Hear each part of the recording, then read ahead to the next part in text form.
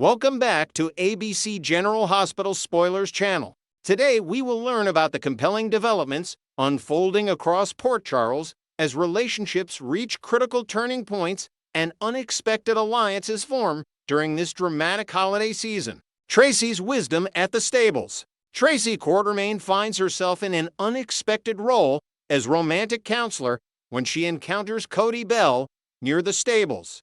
Seated contemplatively on the weathered wooden stairway leading up to his modest apartment above. The atmosphere between them carries the weight of genuine concern as Tracy, with her decades of experience navigating complicated relationships, recognizes the telltale signs of a man wrestling with matters of the heart. She's witnessed enough romantic catastrophes in her lifetime to spot one from a mile away, and Cody's current predicament with Molly Lansing Davis certainly qualifies. The relationship that had been blossoming so promisingly between Cody and Molly hit an unfortunate and entirely preventable roadblock recently at the Brown Dog, creating a situation that threatens to derail everything they'd been building together. The misunderstanding arose from what appeared to be a compromising situation, but was actually completely innocent. When Molly arrived at the Brown Dog for their planned meeting, her heart likely filled with anticipation for their date. She instead discovered Cody on the dance floor with Britt Westburn draped all over him in what looked like an intimate embrace.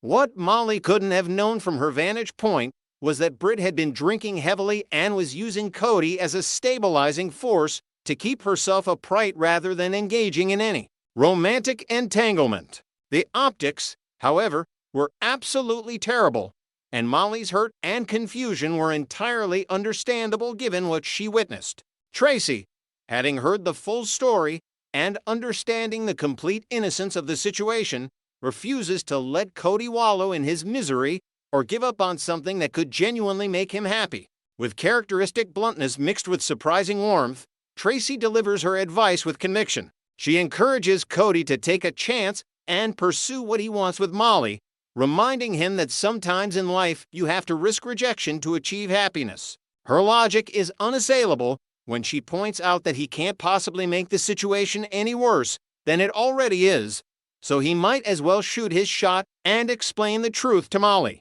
After all, what does he have to lose at this point? Father-son tensions mount. Meanwhile, across town at Lulu Spencer's house, another delicate family situation requires careful navigation. Lulu finds herself in conversation with Dante Falconeri about the upcoming Christmas gathering that promises to be emotionally fraught for everyone involved. The discussion centers around Joe Palmieri's reluctant but necessary visit, which represents a crucial step in mending the fractured relationship between Dante and his biological son. This holiday gathering wasn't Danny's idea, but rather a suggestion initiated by Joe himself in what appears to be an olive branch extended toward building some semblance of a functioning family dynamic. The proposal involves Joe, Dante, and Rocco Falconeri spending Christmas together in a show of unity and effort, demonstrating to Rocco that his father is genuinely committed to developing a real relationship with his older brother.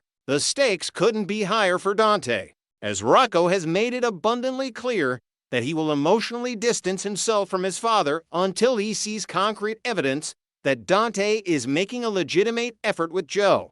Lulu, ever the protective mother and mediator, delivers some pointed advice to Dante as they discuss the upcoming evening.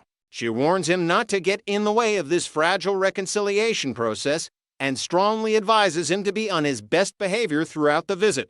Her message is clear. This is Dante's opportunity to prove himself, and she doesn't want him sabotaging it through stubbornness or an inability to set aside his complicated feelings about Joe. The pressure on Dante is immense, knowing that his relationship with Rocco hangs in the balance based on how he handles this Christmas gathering.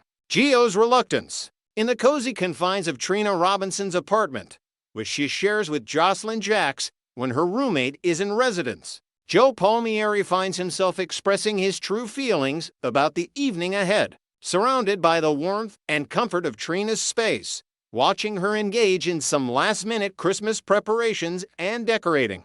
Joe admits with complete honesty that he would much rather remain exactly where he is then venture to Lulu's house for the obligatory family Christmas celebration. The contrast between his current peaceful surroundings and the emotional minefield awaiting him couldn't be starker. Here with Trina, there's no pretense, no forced civility, no walking on eggshells to avoid triggering family drama.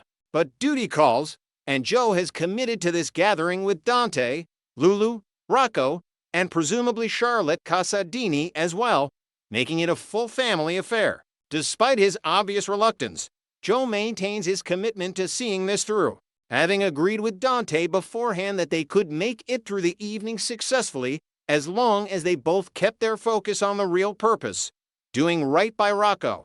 The young man deserves to see his father and brother making a genuine effort to coexist peacefully and potentially build something meaningful. The question that looms large over the entire arrangement is whether Dante and Joe can actually pull off the appearance of a functional father-son relationship even with Lulu present to run interference and keep everyone on track.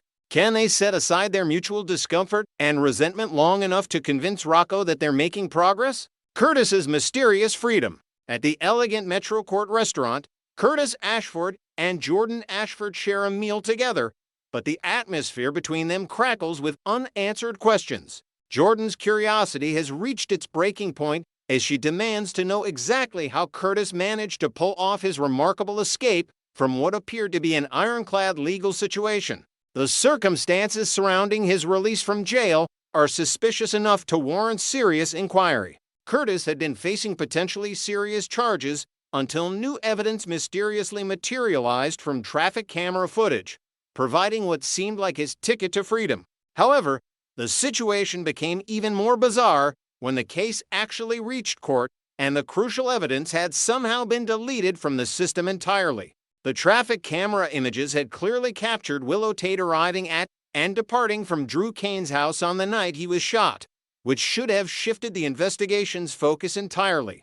Yet despite the convenient disappearance of this supposedly exculpatory evidence, Curtis somehow managed to walk free, raising all sorts of questions about what actually transpired behind the scenes. Jordan, with her law enforcement background and finely tuned instincts for when something doesn't add up, recognizes that Curtis's freedom came with strings attached. She specifically wants to know about the deal he must have struck with Drew during that mysterious jail visit, understanding that nothing in Port Charles happens without negotiation and compromise. Nina's dangerous compromise. Also dining at the Metro Court, Nina Reeves shares a corner booth with Ava Jerome to women well-versed in the art of making morally questionable decisions to protect the people they love. Nina confides in Ava about the extraordinary lengths she went to in order to save Willow from potential prosecution, revealing that she has made far worse compromises in the past, but this one ranks near the top. The details of Nina's arrangement are stunning in their audacity and potential consequences. She managed to convince Jack Brennan to utilize sophisticated WASB technology to completely erase the traffic camera video showing Willow at Drew's house on the night of the shooting. This wasn't simple hacking or file deletion. This required access to intelligence agency resources and the kind of favor that doesn't come without a price. Nina's end of the bargain involved leveraging her relationship with Charlotte Casadini to extract information about Valentine Casadin's whereabouts and activities. She approached Charlotte and asked directly whether she'd heard from her father, and the young girl admitted that she had indeed been in contact with Valentine. However, Nina deliberately limited the scope of her inquiry, refusing to ask for or receive any additional details about the nature of the contact, when it occurred, or where Valentine might be. This strategic decision allows Nina to technically fulfill her obligation to Brennan by confirming that Charlotte has heard from Valentine, while simultaneously protecting Charlotte and Valentine by not gathering information that could be used against them. Nina's advice to Charlotte was equally calculated, warning the girl to trust no one with any additional information, not even Nina herself. It's a delicate balancing act that could explode in Nina's face if Brennan feels she hasn't fully delivered on her promise. The dine and dash disaster. The evening takes a decidedly awkward turn at the Port Charles Police Department, where Harrison Chase has brought both Britt Westburn and Brad Cooper in for questioning following an incident at the upscale Cafe Sherry. Britt immediately launches into damage control mode, insisting desperately that the entire situation is nothing more than a huge misunderstanding that spiraled out of control. Technically, Britt's assessment is accurate, though the misunderstanding rests squarely on her and Brad's shoulders rather than being anyone else's fault. The comedy of errors began when both Britt and Brad assumed the other person would be covering their extravagant dinner bill,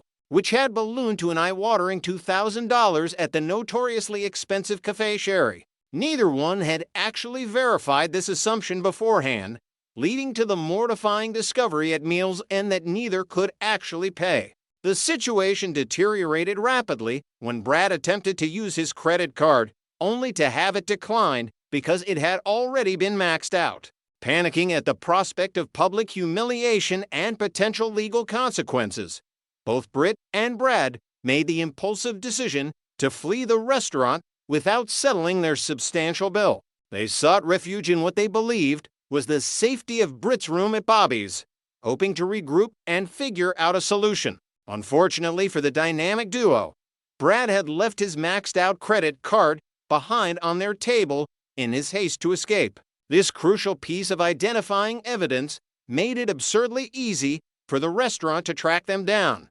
especially after running the card and having it declined, confirming that the departure had been intentional rather than accidental. What might have remained an embarrassing private matter instead became a police situation, landing them both in hot water. The question now hanging in the air is whether Britt can count on Jason Morgan to ride to her rescue once again. Given his history of helping her out of difficult situations, will he bail her out of this expensive mess, or has she finally exhausted his goodwill?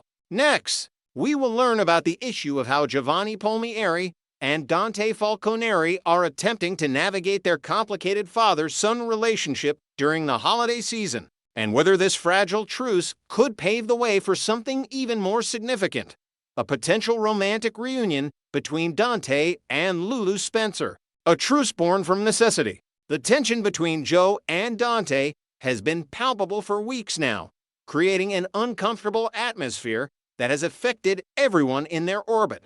However, recent developments suggest that both men have finally recognized the toll their conflict has been taking on young Rocco Falconeri. The boy has been caught in the crossfire of their disagreements, watching helplessly as his father and older brother remain at odds. This realization has prompted both Joe and Dante to set aside their differences, at least temporarily, for the sake of family harmony during what should be the most wonderful time of the year. The truce didn't come easily. Both men had to swallow considerable pride and acknowledge that their stubbornness was hurting the people they loved most. Dante, ever the protective father, struggled with the idea of backing down from his stance on Gio's influence over Rocco. Meanwhile, Joe wrestled with the painful memories of his father's harsh criticisms, words that cut deeper than any physical wound could. Yet somehow, through the intervention of family members and their own growing awareness of the damage being done, they've managed to reach this tentative ceasefire. It's not perfect, and the underlying issues remain unresolved, but it's a start, a foundation upon which they might eventually build something stronger. The Christmas tree gathering. In what could be seen as either a brilliant move or a risky gamble, Dante has extended an invitation to Joe to join him at Lulu's place for a traditional tree trimming ceremony. This gathering isn't just about decorating a Christmas tree with ornaments and tinsel. It represents something far more meaningful. An opportunity for this fractured family to come together under one roof and attempt to create new memories that aren't tainted by conflict and misunderstanding. The symbolism of decorating a tree, with each person adding their own special touch to create something beautiful together, hasn't been lost on anyone involved. Lulu's home will serve as neutral territory for this delicate reunion.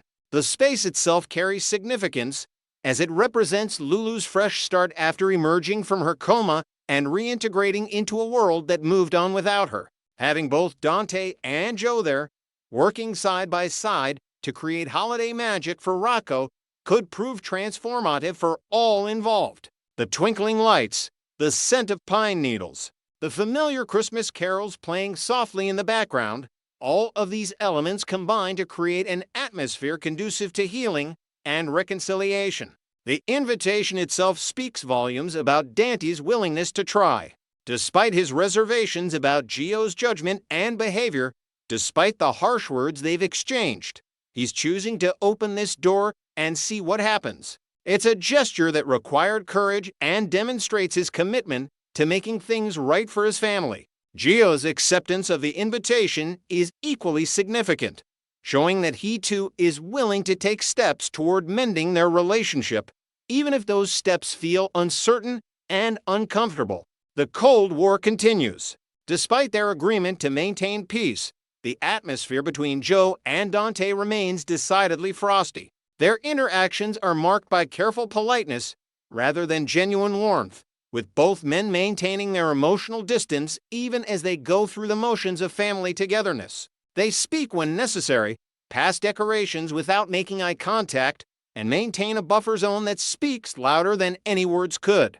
This isn't the warm, affectionate father-son relationship that either of them truly wants, but it's better than the open hostility that preceded it. Dante's perspective on the situation remains largely unchanged beneath the surface. He still believes that Joe has been leading Rocco down questionable paths, encouraging behavior that a responsible older brother should discourage. In Danny's view, Joe hasn't properly acknowledged his role in these incidents or shown genuine remorse for the influence he's had on his younger brother. This lack of accountability gnaws at Dante, making it difficult for him to fully embrace Joe or trust him moving forward. Every smile feels forced, every conversation feels scripted, and the weight of unspoken concerns hangs heavy in the air between them. From Gio's perspective, the wounds inflicted by his father's words remain raw and tender. When Dante criticized him for being a bad big brother, it struck at the very core of Gio's identity and intentions. Joe sees himself as someone who cares deeply about Rocco, who wants to be a positive presence in his life, and to have his father characterize him as a negative influence felt like a betrayal. Those harsh words replay in his mind during quiet moments, making it challenging to open up to Dante or seek his approval. The sting of that criticism has created a defensive wall around Gio's heart, one that won't come down easily or quickly. Lulu's peacemaking mission. Enter Lulu Spencer, the woman who has navigated her own incredible journey of survival and recovery. Having awakened from a coma to find her world dramatically altered, Lulu has developed a unique perspective on what truly matters in life. She understands the fragility of time and the importance of family connections in ways that others might not fully appreciate. With this wisdom guiding her actions, she's positioned herself as the potential bridge between Joe and Dante, the mediator who might finally help them see past their differences to the common ground that lies beneath. During the treat-rimming gathering, Lulu is expected to work her magic. She'll likely create opportunities for genuine connection, perhaps sharing stories from Christmases past that remind everyone of happier times. She might orchestrate moments where Joe and Dante need to work together on a particular decoration or task, forcing them into proximity and cooperation. Her approach will be subtle rather than heavy-handed, understanding that pushing too hard could backfire and drive them further apart. Instead, she'll create space for natural conversations to unfold, for small moments of connection to take root and grow. Lulu's unique position in both men's lives gives her influence that no one else possesses. As Dante's former love and Rocco's mother, she commands his respect and attention. As someone who has welcomed Joe into the family fold despite the complications, she holds a special place in his heart as well. Both men want to please her, want to show her that they're capable of being the people she believes they can be. This dynamic gives Lulu leverage that she can use wisely to nudge them toward reconciliation without appearing manipulative or controlling. The long road to forgiveness. True healing takes time, And the situation between Joe and Dante is no exception to this universal truth. Just as Joe needed time to process and eventually begin forgiving his father's cruel criticisms, and just as he needed space to open his heart to Brooklyn Quartermain and accept her love and support, Dante will need time to reform his opinions about his older son. These transformations don't happen overnight, despite what soap opera fans might hope for in terms of dramatic Christmas miracles. Brooklyn has played a crucial role in Gio's healing journey, offering him unconditional acceptance and helping him see his own worth beyond his father's harsh assessments. Her influence has shown Joe what healthy love and support look like, creating a model that might eventually inform how he relates to Dante moving forward. As Joe continues to grow in his relationship with Brooklyn, he's developing emotional tools that will serve him well in navigating other difficult relationships, including the one with his father. For Dante, the journey involves letting go of certain expectations and preconceived notions about what kind of brother Joe should be to Rocco. He needs to recognize that Joe is still young himself, still learning and growing, and that perfection isn't a reasonable standard to hold anyone to. The more time Dante spends actually observing Gio's interactions with Rocco, rather than jumping to conclusions based on isolated incidents, the more he might begin to see the genuine care and affection that exists between the brothers. This shift in perspective won't happen all at once, but with Lulu's help and the softening influence of the holiday season, the foundation for change is being laid.